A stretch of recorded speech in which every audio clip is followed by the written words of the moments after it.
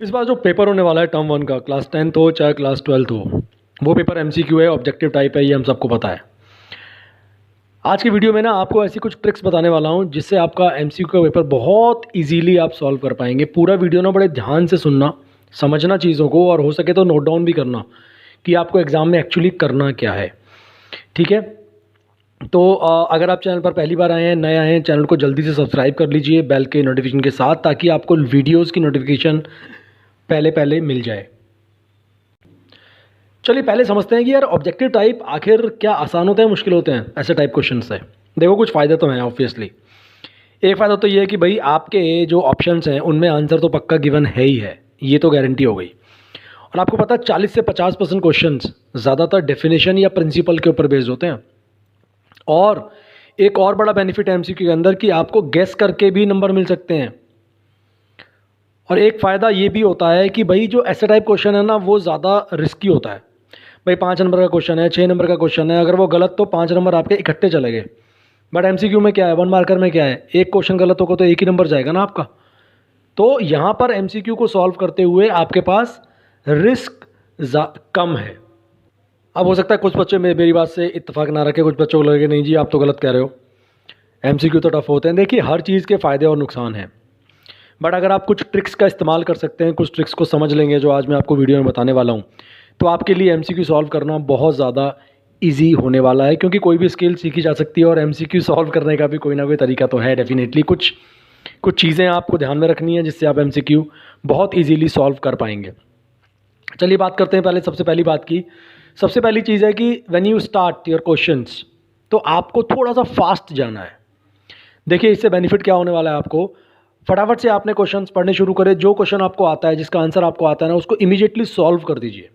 मेरी बात का मतलब ये है, जो क्वेश्चन आपको आ रहा है, जिस क्वेश्चन में आपका दिमाग कह रहा है कि यार ये तो सही ऑप्शन है, ये वाला ऑप्शन सही है, उस पर ना फिर सोचो मत ज़्यादा।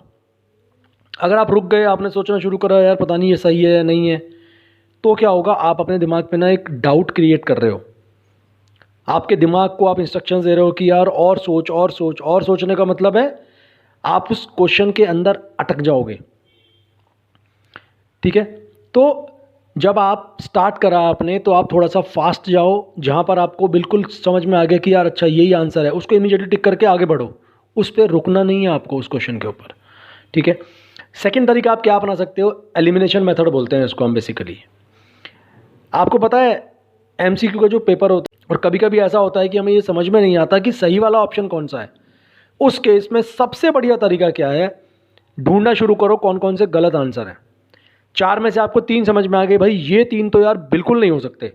इसका मतलब क्या हुआ, जो बच गया वो आपका सही आंसर है। सो जो गलत आंसर हैं उनको छांटना शुरू कर दो, आपको सही आंसर अपने आप मिल जाएंगे। अब आगे क्या कर सकते हो आप, जो क्वेश्चंस बहुत ज़्यादा टफ लग रहे हैं आपको, अब जो टफ क्वेश्चन है अगर आप उसमें अटक गए, अब क्या होगा, आपका दिमाग बोलेगा यार तेरे को नहीं आता है, तेरे आपके अपने दिमाग में ही ना डाउट पैदा होना शुरू हो जाएंगे। तो अगर किसी क्वेश्चन पर आपको लग रहा है कि यार यहाँ पर ना ज़्यादा सोचने की ज़रूरत है अभी, तो अभी स्किप कर दीजिए उस क्वेश्चन को, लीव इट राइट नाउ। अभी छोड़ के उन क्वेश्चंस को पहले सॉल्व करना शुरू करो जहाँ पर आप इजीली कर पाओगे। देखो 50 क्वेश्चन में से आपने, मैं कहता हूँ 35 क्वेश्चन या 40 क्वेश्चन कर लिए पहले जो आपको आते हैं, अब 10 क्वेश्चन रहेंगे ना। यहाँ पर पता है एक साइकोलॉजी भी काम करती है कि आपका दिमाग आपको बोलेगा चल यार मैंने 40 कर दिए हैं, अब मैं 10 पे ना पूरा फोकस लगाऊंगा। तो उन क्वेश्चंस को बाद के लिए रखिए जिनमें आपको डाउट है, जो आपको बहुत अभी टफ लग रहे हैं, जो अभी आप सॉल्व नहीं कर पा रहे हैं, तो उन क्वेश्चंस को आप स्किप कर दीजिए। उनको आप बाद में जाकर दोबारा देखिए, दोबारा उन क्वेश्चंस को पढ़िए और समझिए, शायद अब आपको उन क्वेश्चंस का आंसर मिल जाए। और देखो अगर आपको एंड में जाकर भी, अब एग्ज़ाम ख़त्म होने वाला है, और अगर नेगेटिव मार्किंग का बहुत ज़्यादा नुकसान नहीं हो रहा है या नेगेटिव मार्किंग है ही नहीं, तो क्या करना है, एंड में बिल्कुल जब क्वेश्चन का आंसर नहीं मिल रहा है, तो फिर भैया अक्कड़ बक्कड़ बम्बे वो करो और आंसर कुछ भी टिक कर आओ। उस केस में आपको सिर्फ यही करना है। 4 क्वेश्चन बच रहे हैं ना, ABCD कर दो, एक का ए, एक का बी, एक का सी, एक का डी। ये तरीका फिर एंड में आप अपना सकते हो। और देखिए क्या तरीका हो सकता है सॉल्व करने का, जब आप 1 मार्कर MCQ टेस्ट कर रहे हो ना, तो आपको ना एग्जैक्ट करेक्ट आंसर ज़रूरी नहीं है आपको याद करने की ज़रूरत है। जी हाँ, आपको करेक्ट आंसर याद करने की ज़रूरत नहीं है, आपको पता है क्या करना चाहिए, आपको सिर्फ उससे रिलेटेड इन्फॉर्मेशन याद करनी चाहिए। जैसे बिजनेस स्टडीज़ के अंदर एक प्रिंसिपल्स ऑफ मैनेजमेंट का चैप्टर है क्लास 12th में, जिसमें बोला जाता है कि भाई यूनिटी ऑफ कमांड एक प्रिंसिपल है जो कहता है एक बॉस होना चाहिए। आपको पूरी लाइन याद करने की ज़रूरत नहीं है, आपको सिर्फ इतना पता होना चाहिए। अच्छा, उसमें ना सिंगल बॉस के बारे में बात करी जाती है। तो दैट्स हाउ आपका जो भी सब्जेक्ट है उसमें आपको एग्जैक्ट करेक्ट आंसर याद हो ये ज़रूरी नहीं है, बट हाँ उससे रिलेटेड इन्फॉर्मेशन अगर आपके पास दिमाग में होगी तो आप ना इजीली उन ऑप्शंस के अंदर वो इन्फॉर्मेशन ढूंढ पाओगे और आपके लिए क्वेश्चन सॉल्व करना आसान हो जाएगा। जैसे अगर किसी गाने की हम बात करें, लिरिक्स अगर हमें किसी गाने का याद है, इसका मतलब है ज़्यादा चांसेस हैं कि आपको वो गाना भी याद आ जाएगा। तो दोस्तों बिल्कुल ऐसे ही ना आप लोग एमसीक्यू सॉल्व करते हुए भी चीज़ों को ध्यान में लेकर आ सकते हैं, ठीक है। और देखिए एक बड़ा और बेहतरीन तरीका आपको बताता हूँ मैं। 5 से 10% क्वेश्चंस आपको एक क्लू दे देंगे आंसर्स का। पता है कहाँ से? किसी और क्वेश्चन का जो टेस्ट में होगा उससे। जी हाँ, कभी कभी क्वेश्चंस एक दूसरे का क्लू दे देते हैं। तो अगर आपको किसी क्वेश्चन का आंसर नहीं पता है, इसका मतलब है उससे मिलता जुलता क्वेश्चन आप ढूंढो पूरे पेपर के अंदर, कहीं ना कहीं होगा ज़रूर, जहाँ से आपको अपने वाले क्वेश्चंस का आंसर मिलने के ज़्यादा चांसेस बन जाते हैं, ठीक है। और ये बहुत अच्छा तरीका है, बहुत बार मैंने स्टूडेंट्स को यूज़ भी करवाया है और ये बहुत ज़्यादा काम भी करता है।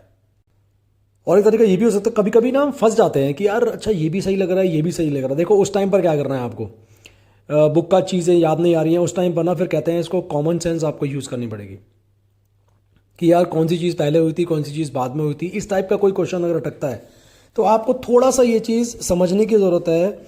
जैसे फॉर एग्जांपल कोरोना की वैक्सीन पहले आ गई थी, कोरोना आने से पहले। अब ये तो कॉमन सेंस है ना कि भी ऐसा नहीं हुआ था, तो आपको कुछ क्वेश्चंस के अंदर अपनी कॉमन सेंस भी लगानी पड़ेगी उनका आंसर फाइंड आउट करने के लिए। ये भी एक बहुत ज़रूरी चीज़ है। और देखिए और क्या तरीका हो सकता है, अक्सर क्या होता है आपके जो ऑप्शंस होते हैं उसमें जो बड़ा वाला ऑप्शन है जिसकी लेंथ ज़्यादा होगी, ज़्यादातर चांसेस हैं वो सही आंसर होता है। बिकॉज टीचर को सही आंसर रखना ही रखना है, चाहे उसकी लंबाई ज़्यादा हो चाहे वो लेंथ ज़्यादा हो आंसर की, तब भी वो ऑप्शन उसको डालना पड़ता है। तो ये भी आप एक गैस लगा सकते हो, जो ऑप्शन ज़्यादा लंबा है वो आपका सही आंसर हो सकता है। कभी कभी आपको ऑप्शन बोलते हैं ऑल ऑफ द अबव या none of the above.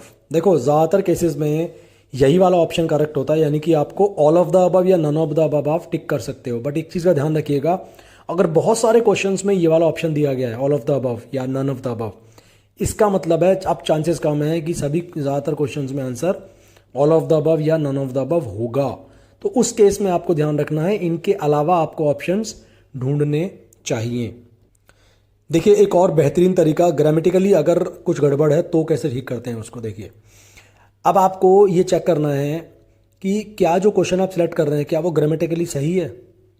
For example अगर आपका क्वेश्चन एंड हो रहा है एन के साथ, जैसे लिखा हुआ है this post is being written by an, अब यहाँ पर उसके बाद है फिल इन द ब्लैंक्स, इसका मतलब है आप ये एक्सपेक्ट कर सकते हो जो आपके आंसर की स्टार्टिंग होगी वो एक वॉवल से होगी। जी हाँ, ये भी एक बेहतरीन तरीका है आंसर गेस करने का। अगर question if the question was looking for a plural, make sure your answer is also plural. तो ऐसी छोटी छोटी बातें आप ध्यान रखनी चाहिए आपको जब आप एमसीक्यू को सॉल्व करने वाले हैं। देखिए कुछ बातें मैंने आपको आज सिखा दी हैं आपके वीडियो में कि आप किस तरीके से एमसीक्यू में गेस वर्क लगा सकते हो, कौन सी टेक्निक आप लगा सकते हो। बट मैं आपको सच बोलूँ इनमें से कोई भी टेक्निक ऐसा तो है नहीं, देखिए फुल प्रूफ कोई भी चीज़ नहीं होती है। तो आपको क्या ध्यान रखना है, आपको सिर्फ ये टेक्निक्स आपको हेल्प करेंगी आपके ऑप्शंस को नैरो डाउन करने में से। 4 में से चलो इन टेक्निक्स के थ्रू आपको पता लग गया भाई 2 गलत हैं और इन 2 में से मेरे को ढूंढना है, तो आपको दिमाग अब 4 पे नहीं चलाना पड़ेगा, आपको दिमाग सिर्फ 2 पे चलाना पड़ेगा, ठीक है। बेस्ट अप्रोच देखिए क्या होती है, आपको ढंग से पढ़ाई करनी है, बहुत डीपली चैप्टर्स को टॉपिक्स को समझना है, स्टार्ट करना है। और बजाय यार रॉन्ग गैस में मैं क्यों पढ़ूँ, मुझे सही आंसर ढूंढना है ना, मुझे सही आंसर पता होना चाहिए। सो आपको अपने कॉन्सेप्ट को बहुत ज़्यादा क्लियर करना है, अपना बेस बहुत ज़्यादा अच्छा बनाइए, स्ट्रॉन्ग बनाइए, ज़्यादा क्वेश्चंस को सॉल्व करिए, प्रैक्टिस ज़्यादा करिए। और टॉपिक और चैप्टर को तो मैं बार बार बोलूँगा कि बहुत डीपली आप स्टडी करिए, तब जाकर आपको आपका पेपर, आपका रिजल्ट बहुत बेहतरीन तरीके से आने वाला है, ठीक है। तो आज के वीडियो में इतना ही है। आई होप आपको ये टेक्निक्स को समझ में आई होंगी, तो वीडियो को ज़्यादा से ज़्यादा शेयर भी कर देना दोस्तों के साथ, और सब्सक्राइब करे बिना चैनल मत छोड़ना। मिलता हूँ आपसे नेक्स्ट वीडियो में, ऐसे ही धमाकेदार वीडियो, ऐसे ही काम की वीडियोज़ आपके लिए बनाता रहूँगा। Thank you so much.